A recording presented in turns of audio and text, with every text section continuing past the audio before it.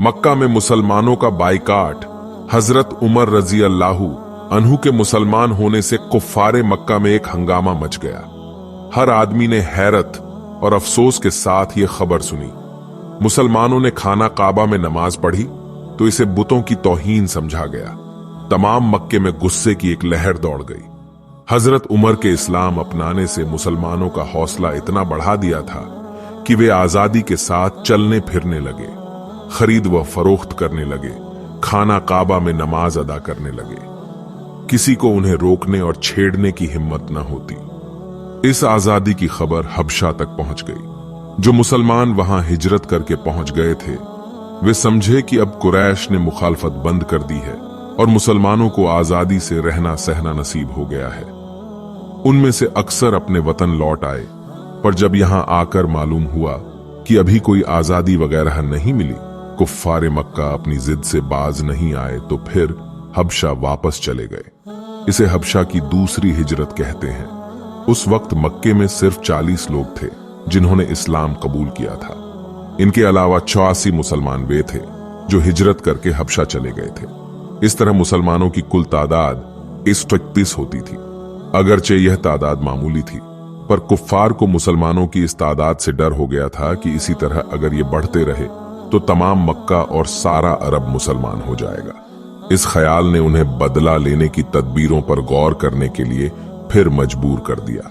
उन्होंने मुहर्रम सन 7 नबवी में एक मजलिसे शूरा बुलाई। तमाम कबीले के सरदारों को बुलाया गया। बड़ी शान व शौकत से इजलास की तैयारी की गई। तमाम लोग बड़े जोश से शामिल हुए। जब ये तमाम लोग आ गए तो अबू सुफियान की सदारत में इजलास शुरू हुआ। अबू जहल खड़ा हुआ और उसने कहा, ए गैरतमंद अरबो, तुमने देखा कि जिस बात को हमने बच्चों का खेल समझा था वह बढ़ते बढ़ते हमारे दीन के लिए मुस्तकिल खतरा बन गई है। लोग अपने बाप दादा के मजहब को छोड़कर नए मजहब को अपनाने लगे हैं। मोहम्मद सल्लल्लाहु अलैहि वसल्लम हमारे मजहब को मिटाकर नया मजहब रिवाज देने में दिन रात लगे हुए हैं।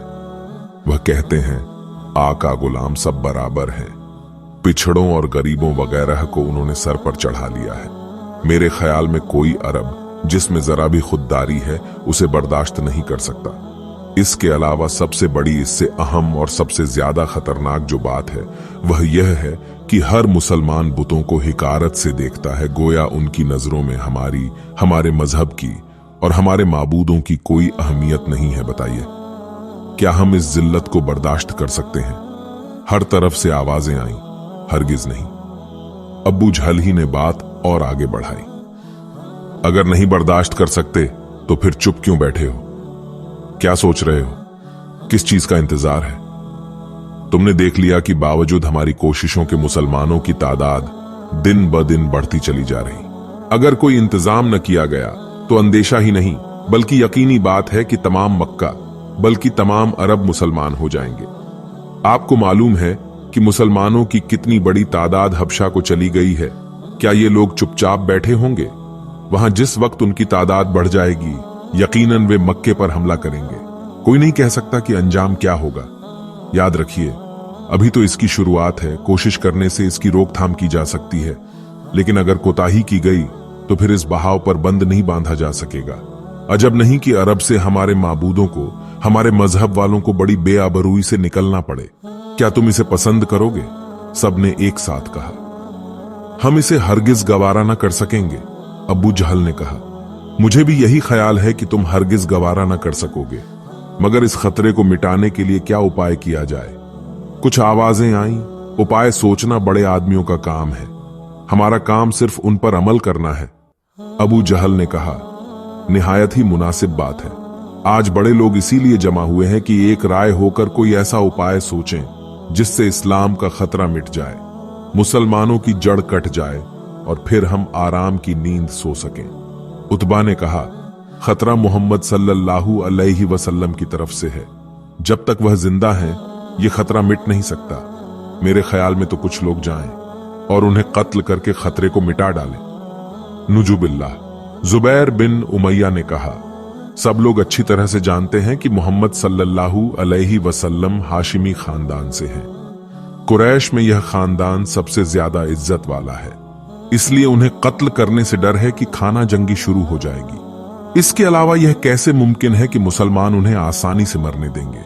वे जब तक खुद न मरेंगे अपने नेता पर आंच न आने देंगे, इसलिए यह काम आसान नहीं है।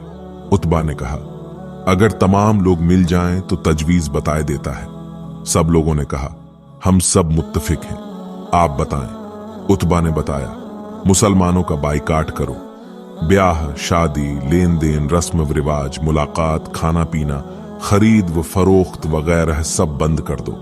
उन्हें मजबूर करो कि ये बस्ती में न रहें बल्कि पहाड़ पर चढ़ जाएं। ये निगरानी की जाए कि खाना पीना और किसी किस्म का कोई सामान उनके पास न पहुंचे। इस तरह खुद तड़प तड़प कर मर जाएंगे और हमें किसी को मारने, उसके कबीले को खून बहा अदा करने की नौबत ही न आएगी। इस तजवीज को सुनकर सब खुश हो गए और खूब तालियां बजीं। जब जरा खामोशी हुई तो जुबैर ने कहा, मेरे ख्याल में यह बहुत ही जालिमाना काम है। इससे तो बेहतर यह होगा कि उन्हें कत्ल ही कर दिया जाए। अबू लहब ने कहा, जुबैर, इस तजवीज को मंजूर कर लो। इससे हमारा मकसद मुसलमानों को भूखा प्यासा रखकर कत्ल करना नहीं है, बल्कि उन्हें मजबूर करके इस्लाम से अपने मजहब में वापस लाना है। जुबैर ने कहा, अगर सिर्फ इस तरीके से तंग और परेशान करना मंजूर है तो मुझे कुछ उज्र नहीं, मैं शरीक हूं, लेकिन तुम इस तरह से उन्हें अगर कत्ल करना चाहो तो मुझे शिरकत मंजूर नहीं। अबू जहल ने कहा, हम उन्हें कत्ल करना तो चाहते ही नहीं, सिर्फ उन्हें ठीक करना चाहते हैं। बहुत जल्द वह परेशान होकर हमारे माबूदों के सामने आ झुकेंगे और फिर कौम को कोई खतरा बाकी नहीं रहेगा। अबू सुफियान ने कहा, यह मुनासिब है कि एक अहदनामा तैयार किया जाए और अहदनामा का मजमून यह हो कि मुसलमानों से उस वक्त तक बाइकाट किया जाए जब तक वह इस्लाम से हटकर अपने बाप दादा के मजहब में फिर दाखिल न हो, और इस अहदनामा पर तमाम लोग दस्तखत करें। उतबा ने तायद करते हुए कहा, बिल्कुल सही है और निहायत मुनासिब है। चूंकि सब इस राय से मुत्तफिक हो गए, इसलिए मंसूर बिन इक्रमा ने अहदनामा लिखा। सबने दस्तखत किए और इस अहदनामा को काबे के दरवाजे पर लटका दिया।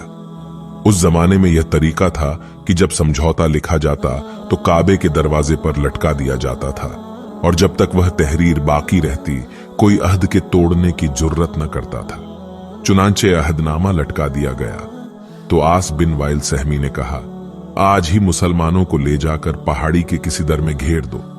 सब ने इस राय को पसंद किया। चूंकि उस वक्त तमाम असरदार लोग मौजूद थे, इससे अच्छा मौका और कब मिल सकता था। सब उठे और सीधे दारे अरकम में जा पहुंचे। यहां मुसलमान जमा थे। वे असर की नमाज से फारिग हुए थे कि अबू जहल ने उन्हें कौम के मुत्तफिका फैसले से खबरदार करते हुए कहा, अगर तुम लोग मोहम्मद सल्लल्लाहु अलैहि वसल्लम का साथ छोड़ दो तो तुमको आजादी दी जा सकती है। तमाम मुसलमानों ने एक जुबान होकर कहा, मर जाएंगे मगर खुदा के प्यारे नबी सल्लल्लाहु अलैहि वसल्लम का साथ न छोड़ेंगे। अबू जहल झुल्ला कर बोला, न छोड़ो, खुद ही दरे में तड़प कर मर जाओगे। अबू जहल ने कहा, तुम पर इतनी मेहरबानी की जाती है कि जो सामान इस वक्त तुम्हारे पास है अपने साथ ले जा सकते हो, मगर इसके बाद फिर कोई सामान न मिल सकेगा। मुसलमान दारे अरकम से निकले कि उस वक्त तक हुजूर सल्लल्लाहु अलैहि वसल्लम ने कुफ्फार से मुलाकात करने या लड़ने की इजाजत न दी थी, इसलिए खामोश अपने अपने घरों को जाते रहे। जितना सामान था अपने साथ लिया और शोभे अबी तालिब में चले गए। शोभे अबी तालिब एक पहाड़ी दर्रा था। यह दर्रा अबू तालिब के नाम से मशहूर था। चूंकि हुजूर सल्लल्लाहु अलैहि वसल्लम के सरपरस्त अबू तालिब थे, इसलिए वह मुसलमानों के साथ जाने पर मजबूर कर दिए गए। तमाम मुसलमान शोभे अबू तालिब में जाकर पनाह लेने वाले बन गए। अबू जहल ने कुछ लोगों को उनकी निगरानी पर मुकर्रर करके हिदायत कर दी कि कोई मुसलमान इस दर्रे से बाहर निकलने न पाए, न किसी आदमी को उनके पास जाने दिया जाए। इस तरह मुसलमान दर्रे में कैद कर दिए गए।